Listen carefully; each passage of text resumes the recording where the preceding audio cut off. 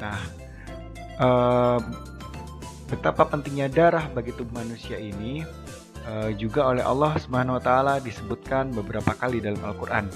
Di antaranya adalah pada surat Al-Alaq. Iqra bismi rabbikal ladzi khalaq, khalaqal insana min 'alaq. Bacalah dengan nama Tuhanmu yang menciptakan. Dia yang telah menciptakan manusia dari segumpal darah. Quran surat Al-Alaq ayat 1 dan 2. Nah, darah adalah bagian yang sangat penting bagi tubuh kita. Apa saja fungsi darah di tubuh kita? Bagaimana sirkulasi darah di tubuh kita? Telah akan kita pelajari dengan pokok bahasan sebagai. Pada pertemuan kali ini, kita akan pelajari tentang organ-organ peredaran darah, alur peredaran darah, serta pembagian dan fungsi darah. Oke, kita menuju ke pembahasan pertama, yaitu organ-organ peredaran darah.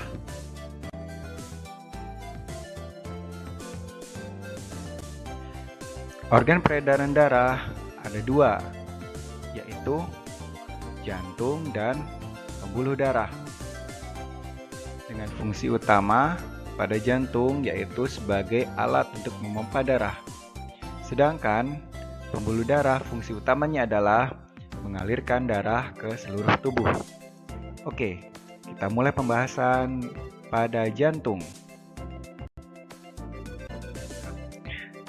Jantung terdiri dari 4 bagian, yaitu serambi kanan, serambi kiri, bilik kanan, dan bilik kiri. Serambi sebagaimana sesuai dengan namanya, yaitu tempat masuknya darah ke dalam jantung. Sedangkan bilik adalah memompa darah dari jantung ke seluruh tubuh. Sedangkan pembagiannya, serambi kanan itu adalah menerima darah dari seluruh tubuh, sedangkan serambi kiri menerima darah dari paru-paru. Adapun bilik kanan khusus memompa darah ke paru-paru, dan bilik kiri memompa darah yang diterima dari paru-paru ke seluruh tubuh. Jadi, ingat ya, pintu masuknya melalui serambi dan pintu keluarnya adalah bilik. Serambi kanan, darah masuk dari seluruh tubuh, kemudian dipompa oleh bilik kiri menuju paru-paru. Dari paru-paru, darah mengambil oksigen dan melepaskan karbon dioksida. Darah yang sudah berisi oksigen kemudian diterima kembali melalui serambi kiri untuk kemudian dipompa ke seluruh tubuh melalui bilik kiri. Kemudian pembuluh darah. Pembuluh darah terbagi menjadi 3 bagian, yaitu pembuluh nadi, pembuluh vena, dan pembuluh kapiler. Pembuluh nadi yaitu pembuluh darah yang mengalirkan darah dari jantung ke seluruh tubuh. Ciri-cirinya memiliki dinding tebal dan elastis, dan biasanya terletak agak dalam atau jauh dari permukaan tubuh. Sedangkan pembuluh vena adalah pembuluh darah yang mengalirkan darah dari tubuh ke jantung. Kebalikan dari pembuluh nadi, pembuluh vena biasanya terletak dekat permukaan tubuh dan terkadang nampak kebiru-biruan. Nah, di antara pembuluh nadi dan pembuluh vena ada pembuluh kapiler.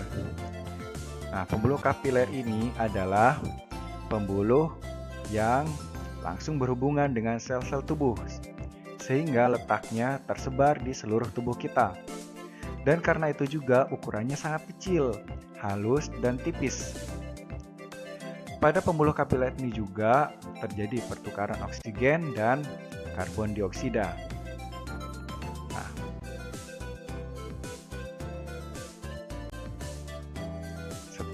setelah kita mengenal organ-organ peredaran darah, selanjutnya kita pelajari lebih dalam seperti apa alur peredaran darah itu. Next slide, kita ke alur peredaran darah. Nah, perhatikan. Darah dipompa dari jantung ke paru-paru dan kembali lagi ke jantung. Peredaran darah dari jantung ke paru-paru dan kembali ke jantung itu disebut peredaran darah kecil. Sedangkan darah dari jantung ke seluruh tubuh disebut dengan peredaran darah besar. Peredaran darah kecil mengambil oksigen dari paru-paru dan sekaligus juga melepaskan karbon dioksida untuk dikeluarkan melalui paru-paru. Sedangkan peredaran darah besar diantaranya berfungsi menyebarkan oksigen dan sari-sari makanan ke seluruh tubuh. Nah, sebagaimana ilustrasi yang digambarkan pada slide. Oh iya, darah yang dialirkan dari jantung ke seluruh tubuh mulanya mengangkut banyak oksigen. Setelah melalui pembuluh kapiler di seluruh tubuh terjadi pertukaran oksigen dengan karbon dioksida, sehingga pembuluh darah yang kembali lagi ke jantung melalui pembuluh vena mengangkut banyak karbon dioksida. Nah, jadi kira-kira seperti ini. Bagian yang kanan yang menunjukkan aliran siklus darah atau aliran darah besar yang dari jantung menuju seluruh tubuh mengangkut banyak oksigen. Sedangkan aliran darah dari seluruh tubuh menuju kembali ke jantung mengangkut banyak karbon dioksida. Nah, seperti itu. Kira-kira bagaimana? Sudah jelas? Kalau masih ada yang mau ditanyakan atau kurang paham dengan ilustrasi ini, silakan tanyakan dan siapkan untuk diskusi di kelas. Oke? Sekarang kita masuk ke pembagian dan fungsi darah. Darah secara umum terdiri dari bagian cair dan bagian padat. Bagian cair dari darah juga disebut sebagai plasma darah, dan fungsi utamanya adalah mengedarkan hormon dan sari-sari makanan. Sedangkan pada bagian padat terdiri dari sel darah merah, sel darah putih, dan keping darah. Sel darah merah berfungsi mengangkut oksigen ke seluruh tubuh. Sel darah putih fungsi utamanya adalah membunuh kuman yang masuk ke tubuh. Sedangkan keping darah fungsinya adalah untuk menutup luka. Di samping itu, darah juga memiliki fungsi-fungsi lainnya, yaitu mengalirkan sisa metabolisme ke ginjal, menampung cadangan cairan tubuh, dan mengatur suhu tubuh.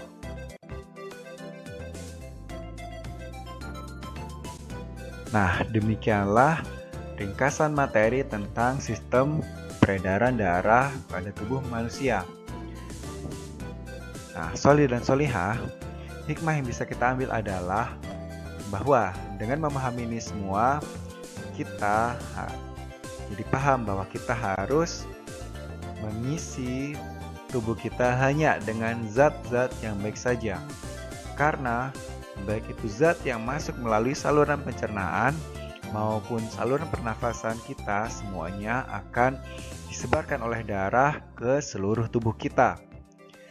Baik di sini tidak hanya dari segi kesehatan saja, tapi yang lebih terutama adalah baik dari sisi yang disyariatkan oleh Allah Subhanahu wa taala, yaitu yang halal dan juga sehat. Nah, karena ketika ada zat yang tidak halal masuk ke tubuh kita, maka oleh darah akan disebarkan dan akan menyatu menjadi daging, dan daging itu akan menempel di tubuh kita. Sedangkan Rasulullah SAW bersabda, sesungguhnya tidak akan masuk surga daging yang tumbuh dari makanan haram. Oleh karena itu, soli dan solihah, jangan sekali-kali masukkan zat yang tidak halal ke dalam tubuh kita. Itu pesan dari Ustadz pada pelajaran